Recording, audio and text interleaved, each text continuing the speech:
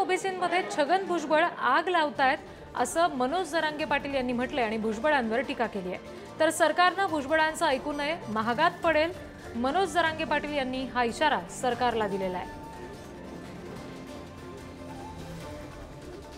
सरकारलाच हे थेट आव्हान दिलेलं आहे मनोज जरांगे पाटील यांनी। भुजबळांचं सरकारनं ऐकू नये असं जरांगेंनी म्हटलंय। मराठा ओबीसींमध्ये छगन भुजबळ आग लावतायत असंही जरांगे म्हणाले।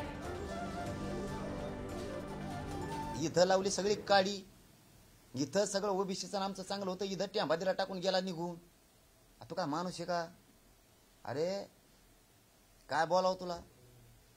अरे एवढ्या मोठ्या गुन्ह्या गोविंदाने नांदणाऱ्या जाती एकमेकाच्या विरोधात घालायला लागला, पळलेले 4-5 जण घेऊन हिंडायला लागला इकडून तिकडून, आणि ते दाखवायला लागला सरकारला आणि देवेंद्र फडणवीस साहेबाला। बोलताना देवेंद्र फडणवीस साहेब त्याला अंगारा लावता येतो जणून, ते डोळ्यात डोळे बघितल्यावर त्याला काय करता येतं जणून, ते काय म्हणते ते चटकी का चुटकी काहीतरी असते ती, तसा आहे जणून त्यो। हा करणी ते लागन तुम्हाला बुक्का त्याचा ना काय को ते 4-2 संघ घेऊन येतं, तुम्हाला वाटत निघते सीट सगळे पाडीन रापा रापा पुरी ते आलंय दिलबारे आहे त्यो। काय म्हणला ना आता दिलबारे को दिलबारे काय दिलबारे रे तू।